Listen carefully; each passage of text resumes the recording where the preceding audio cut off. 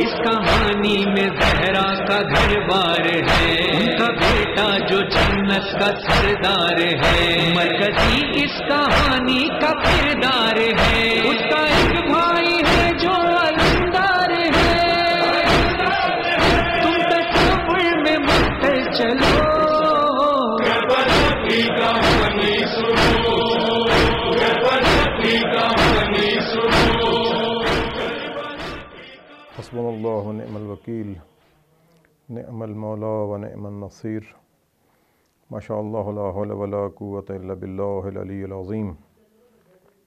رب اشرح لی صدری ویسر لی امری واحلل عقدۃ من لسانی یفقہوا قولی۔ اعوذ باللہ من الشیطان اللعین الرجیم، بسم اللہ الرحمن الرحیم، وبہ نستعین وہو خیر الناصر ومعین۔ الحمد للہ رب العالمین باری الخلائق اجمعین، الصلاۃ والسلام علی اشرف الانبیاء والمرسلین وآلہ الطیبین الطاہرین المعصومین، سیما بقیۃ اللہ فی الارضین، روحی و ارواح العالمین لتراب مقدمہ الفداء، الحجت القائم المہدی الذی ببقائہ بقیت الدنیا و بجمنہ رزق الورا و بوجودہ ثبتت الارض والسماء۔ اما بعد، قال رسول اللہ صلی اللہ علیہ وآلہ وسلم، ان الحسین مصباح الہدیٰ و سفینۃ النجات۔ عزیزان محترم ناظرین و سامعین، داستان کربلا کے عنوان سے ہم جستہ کچھ چیزیں آپ کی خدمت میں پیش کر رہے ہیں۔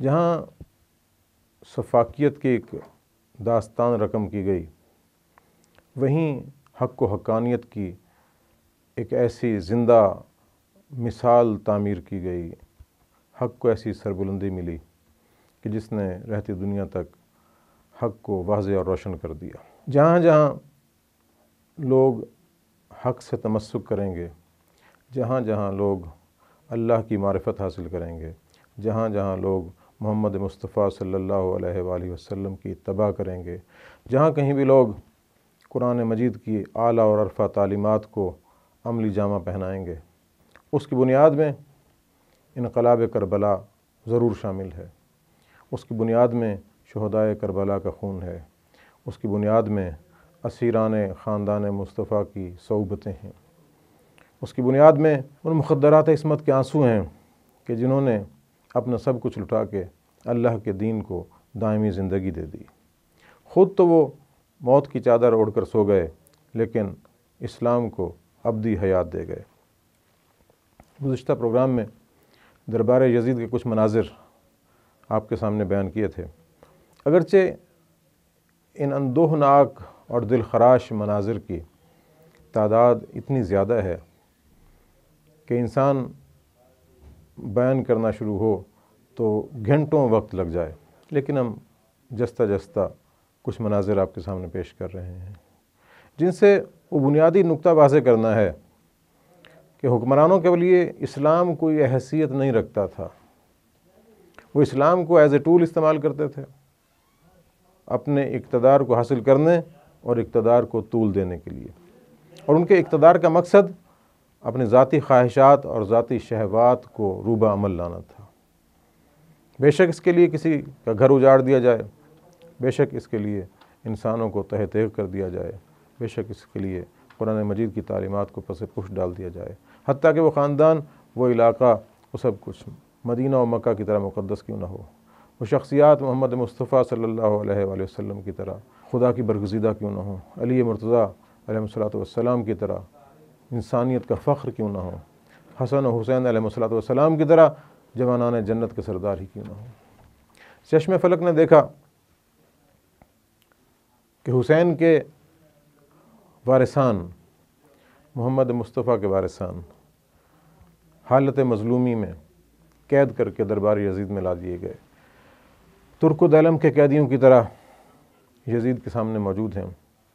سر مقدس امام حسین علیہ السلام کے ساتھ یزید ملعون کی بدتمیزیاں تمام اہل دربار کے سامنے ہیں۔ جب فاسق و فاجر حکمران یہ دعوے کر رہا ہو کہ نہ کوئی وحی نازل ہوئی تھی نہ کوئی قرآن آیا تھا، بنو ہاشم نے فقط اقتدار کے لیے ڈھونگ رچایا تھا، تو اس دربار میں بیٹھے ہوئے فاسق طینت افراد بھی جرت حاصل کرتے ہیں. اور جیسا کہ کہا جاتا ہے کہ الناس علی دین ملوکہم، لوگ تو اپنے بادشاہوں کے دین پر ہوتے ہیں. ایک دربار میں ایک اور منظر تاریخ نے قلم بند کیا.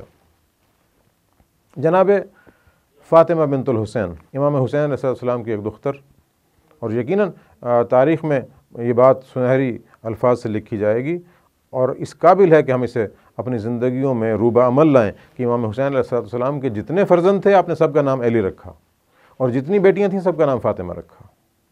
یہ آپ کی اپنے والدین سے محبت کی دلیل ہے اور ان اسماء مبارکہ کی عظمت کی دلیل ہے.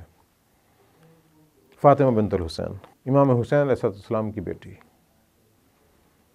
دربار یزید میں ایک شامی اٹھتا ہے اور یزید سے مخاطب ہو کر کہتا ہے اور اپنے ہاتھ سے اس بچی کی طرف اشارہ کرتا ہے کہ یا امیر حبلی ہاذہ الجاریہ، کہ اے امیر یہ بچی مجھے کنیزی میں دے دے. کتنی جرت، اسلام کی تعلیمات میں کتنی آفت کہ دختر پیغمبر کو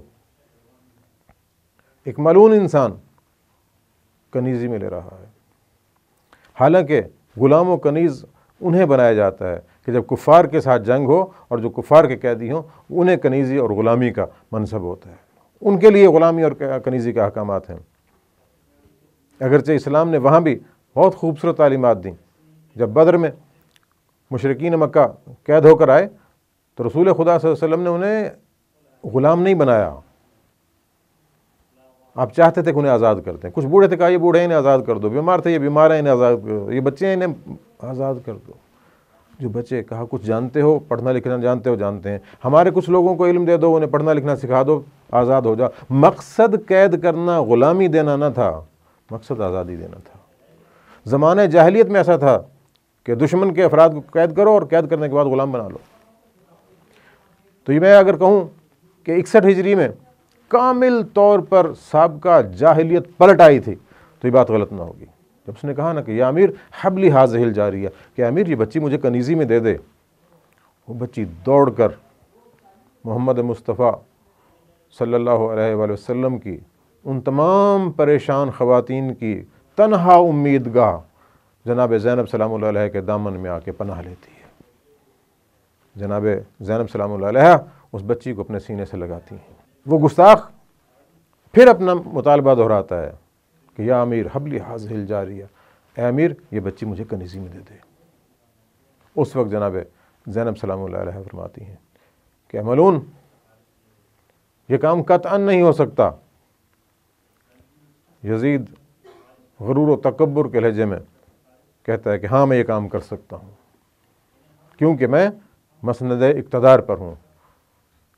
بزوم خود وہ اپنے آپ کو خلافت رسول اللہ پر سمجھتا تھا. جناب زینب سلام اللہ علیہ نے فرمایا کہ ہاں تکبر و نخوت و غرور کے ساتھ تو یہ کر سکتا ہے، لیکن یاد رکھ شریعت مصطفیٰ میں رہتے ہوئے تو یہ نہیں کر سکتا. ہاں ایک ہی مرحلہ ایسا ہے جس میں تو یہ کام کر سکتا ہے، وہ یہ کہ میرے نانا محمد مصطفیٰ صلی اللہ علیہ وآلہ وسلم کی نبوت کا انکار کر دے، اسلام کے دائرے سے باہر نکل جا. اب ان فاسق و فاجر حکمرانوں کی ساری حکومت اسلام کے بل بوتے پر تھی. اسلام کو بطور ڈھال استعمال کیا جا رہا تھا، اپنی مطلب براری کے لیے استعمال کیا جا رہا تھا. جب اس نے دیکھا کہ اگر اسلام کو دیکھا جائے تو میں انہیں کنیز نہیں بنا سکتا، کنیز کے طور پر نہیں دے سکتا، اس کے بعد پھر اس شامی نے اپنا مطالبہ دہرایا تو یزید نے اسے ڈانٹ دیا. یہ منظر بڑا اندوہناک تھا، بہت دکھ دینے والا تھا، مصائب سے پر تھا. ابھی ایک منظر نہیں ہٹا کہ یزید نے ایک اور قدم آگے بڑھایا. امام زین العابدین علیہ السلام سے مخاطب ہوا، جناب زینب سلام اللہ علیہ سے کچھ سوالات کیے، قدم بقدم اپنی جرت میں آگے بڑھتا گیا. جب یہ معاملات آگے بڑھے تو اسی دربار میں ملک روم کا سفیر تھا. اس نے سوال کیا کہ یزید یہ جن کے بارے میں تو اتنا اہانت آمیز سلوک کر رہا ہے یہ کون افراد ہیں؟ یزید نے کہا تمہارا اس سے کوئی تعلق نہیں ہے، میں جیسے چاہوں کروں۔ کہا نہیں تو بتا تو صحیح، تاکہ جب میں اپنے ملک میں واپس جاؤں تو انہیں بتا سکوں کہ جہاں میں بطور سفیر متعین ہو کر گیا تھا وہاں بادشاہ مملکت کے کچھ مخالفین تھے، انہیں اس انداز سے دربار میں لایا گیا، وہ مخالفین اس سطح کے افراد تھے۔ یزید نے انہیں بتایا کہ یہ سر جو ہے یہ محمد مصطفیٰ کے بیٹے کا سر ہے، یہ علی مرتضیٰ کے بیٹے کا سر ہے، یہ فاطمۃ الزہرا کے بیٹے کا سر ہے۔ جب بات یہاں تک پہنچی تو کہا یہ فاطمۃ الزہرا کون ہیں؟ کہا یہ رسول خدا کی دختر ہیں۔ وہ سفیر روم تڑپ گیا اور کہنے لگا کتنی بدبخت قوم ہے تم، کتنی بری قوم ہو، اپنے رسول کی اولاد کو قتل کرتے ہو۔ مختصراً یہ کہ کچھ مکالموں کا تبادلہ ہوا اور یزید نے سفیر روم کے قتل کا حکم دے دیا۔ اب یہیں سوچئے کہ اسلام شرط نہیں ہے، آداب سفارت میں یہ بات شامل ہے کہ اگر دشمن کا بھی سفیر ہو تو اس کا اکرام کیا جائے، اس کا احترام کیا جائے۔ جب کوئی شخص کسی ملک کا سفیر بن کے کسی ملک میں آتا ہے تو وہ اس ملک کی پناہ میں آتا ہے، امان میں آتا ہے، اس کے حکمرانوں کی ذمہ داری ہے کہ اس کے جان مال عزت و آبرو کی حفاظت کریں۔ یہ ایک میثاق سفارت ہے جو کفار کے درمیان بھی تھا، لیکن یزید ان اقدار سے بھی عاری تھا۔ جس وقت سفیر روم کے قتل کا فرمان جاری کر دیا تو اس لمحے سفیر روم نے ایک بات کی، کہا میں یہ بات خواب میں دیکھ چکا ہوں، یہ منظر بھی مجھے معلوم ہے، اور میں نے تمہارے نبی کی زیارت بھی کی ہے، اس کا کلمہ بھی پڑھ چکا ہوں۔ یہ سفیر روم قتل کر دیا گیا، یعنی ملوکیت کے ہاتھوں سفارت بھی قتل ہو گئی۔ ہاں وہ ہاتھ اسی طرح جرأت کرتے ہیں کہ جو سفیر حسین کو امن نہ دے سکیں، وہ سفیر روم کو امن کہاں سے دیں گے؟ ایک اور منظر دربار یزید کا، ایک مرحلہ آتا ہے ایک ہی رسی سے تمام گلے بندھے ہوئے ہیں، بزرگ خواتین اور بچی ہیں، تمام کے گلے ایک رسی میں۔ انہی میں ایک 4 سال کی بچی سکینہ بنت الحسین، جو اپنے کم سنی کے اعتبار سے، اپنے قد کے چھوٹا ہونے کے حوالے سے اس رسی میں کبھی لٹکتے ہوئے ایک پاؤں اٹھاتی ہے، کبھی دوسرا پاؤں اٹھاتی ہے۔ یہ تمام اذیتناک منظر دیکھے جا رہے ہیں اور کوئی خانوادہ رسول پر رحم نہیں کرتا۔ کون کون سے منظر بیان ہوں، کون کون سے ظلم بیان ہوں۔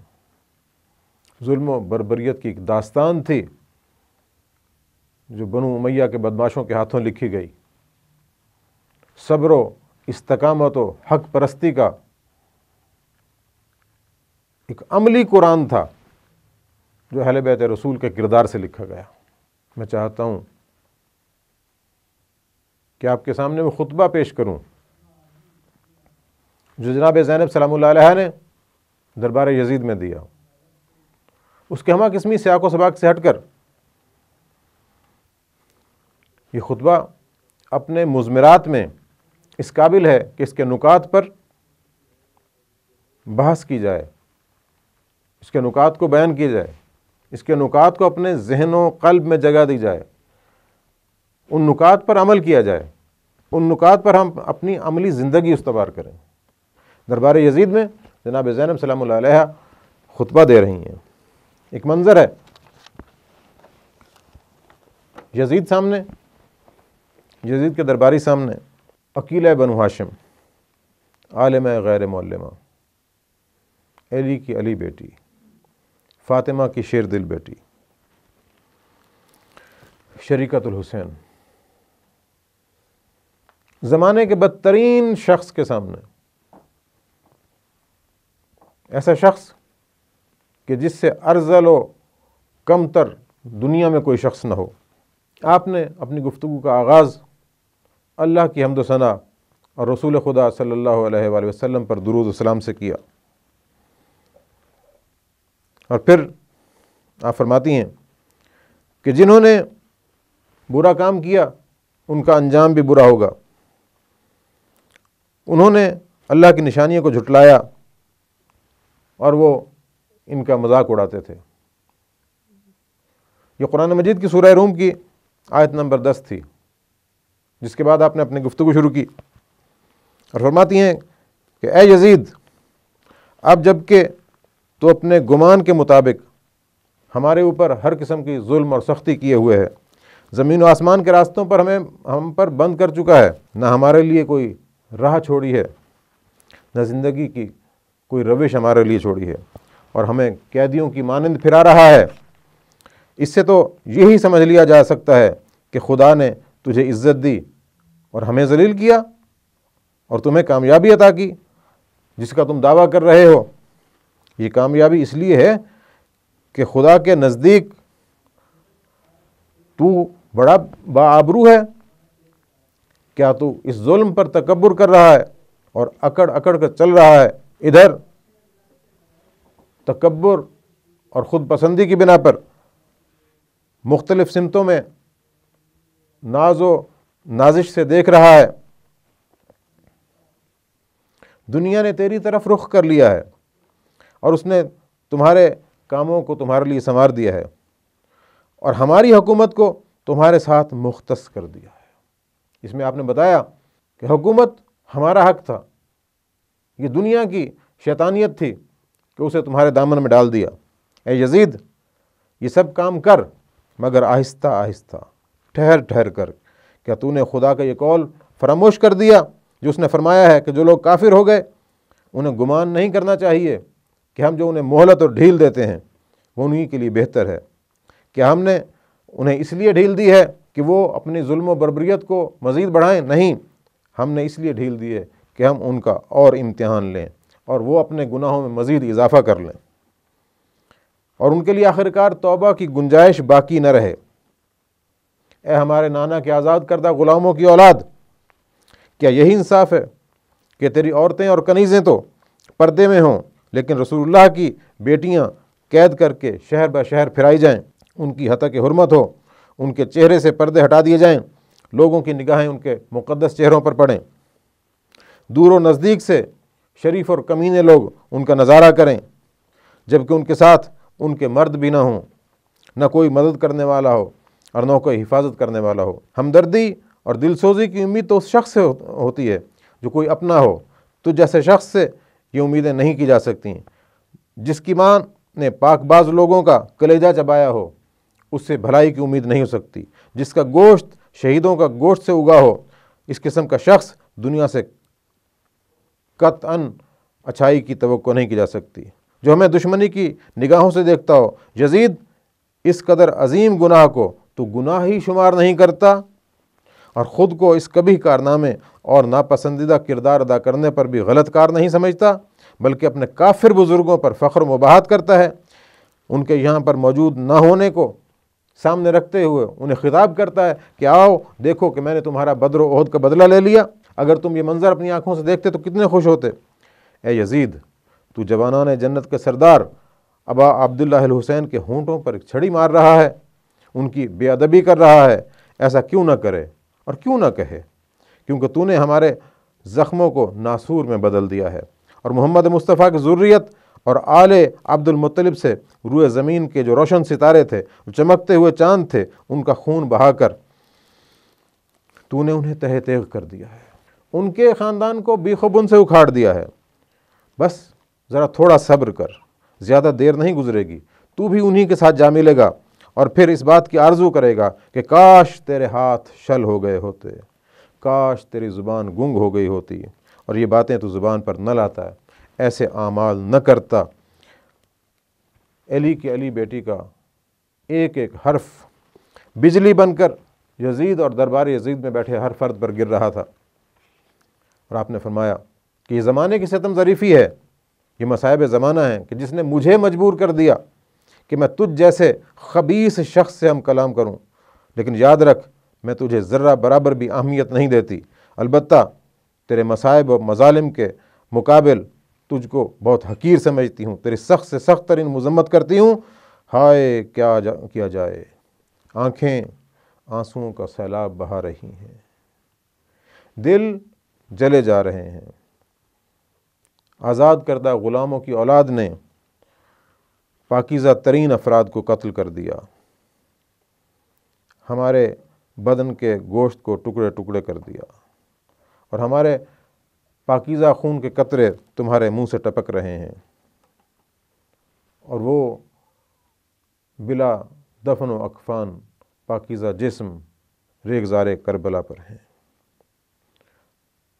علی کی علی بیٹی نے ایک چیلنج کیا یزید کو کہ یا یزیدو فقد قیدک وسعی سعیک ونصب جہدک فواللہ لا تمحو ذکرنا ولا تمیت وحینا، کہ یزید اپنی تمام مکاری کر لے، اپنی تمام چالیں چل لے، اپنی تمام طاقتیں بروئے کر لیا، یاد رکھ تو کبھی بھی ہمارے ذکر کو مٹا نہیں سکے گا، اور ہم پر نزول وحی کی عزت کو دور نہیں کر سکے گا۔